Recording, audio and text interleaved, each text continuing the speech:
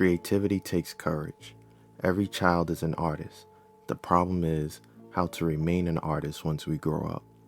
This was said by Pablo Picasso, and I feel like the creators of anime, actually, the creators of certain mangas, is the most innovative creators in the world, especially popular ones like Akira Toriyama, who made Dragon Ball Z, Oda, who made One Piece, and Togashi, who made Hunter x Hunter. But what makes a shonen manga so special?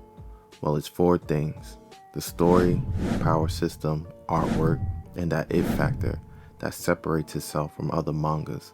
And I'll explain how Gachiakuta nails every category and why it will be the biggest anime show in 2025. This story is a very phenomenal story, and it's also very unique. We follow a boy named Rudo.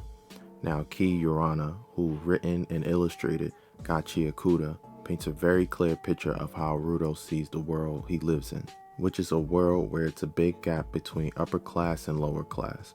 Rudo lives in a wealthy town with his foster father, Lego, and Rudo's lifestyle is in the slums as he goes through town's garbage to try to find valuable things, as everything is dumped into this massive hole, even humans, called the Abyss.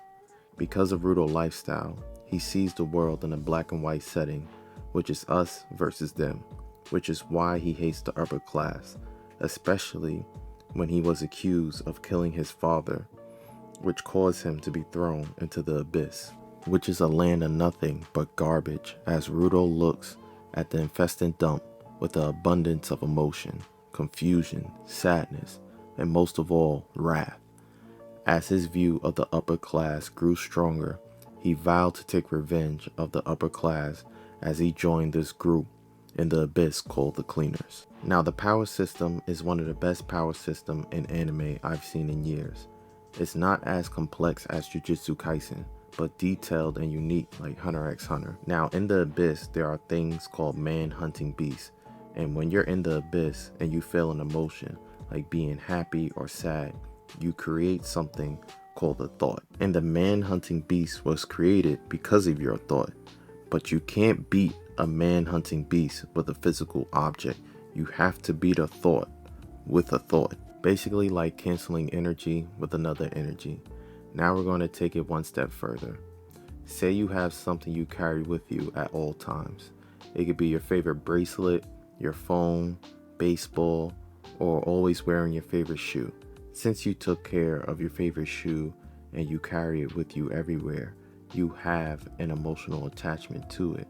And like I explained before, since you hold an emotional attachment to your favorite shoe in the world of the Abyss, that shoe is full of emotion, which is technically full of thought, which that full of thought can transform into something called a jinky. And this to me is the cool part about this. Now, say you're passionate about kickboxing. Well, because you're passionate about kickboxing, your shoe that's full of thought, because you have an emotional attachment to it, gives you the ability to kick like Sanji, for example, from One Piece. But only a select few is able to use the power of a jinky, and they are called givers. And that's what I love about Gachiakuta, is the concept of the power system. It creates a relationship with the object that the givers use, and that's what makes the manga so addictive. You have to pay attention to the object that every giver is using. It's also so much more to this power system. Like your jinky can somewhat change. Like for example, Rudo jinky somewhat changed because of the heavy influence of his role models such as Rigo and Grease. And that small detail makes the power system so unique and creative, which brings me to the point of its it factor.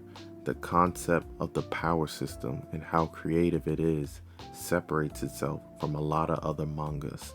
But I'm actually not surprised, because the author of the manga, Kei Urana, was a big fan of Soul Eater and also assisted in the anime show Fire Force. So with her strong background in the manga industry and she also being a big fan of Soul Eater, it's really no surprise how creative the power system is and how beautiful the artwork is. Now, what makes the artwork amazing to me is not just how beautiful it is, but the thought behind the artwork. And what I mean by this is how the artwork changes when different Jinky is used. Like this panel, you can tell how fast he's going because of the details of the thin lines behind him and that he has no eyes.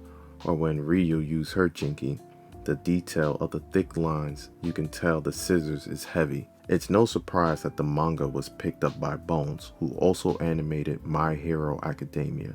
So with the combination of this story, the concept of the power system, creativity, the artwork, the creator of Gachiakuta, and her love for the anime, and last but not least, Bones, the company that picked up this manga to make it an anime.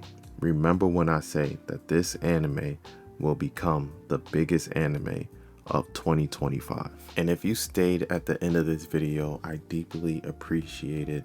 And if you like videos like this, you will like my other video that I created about Goku third son, Exor.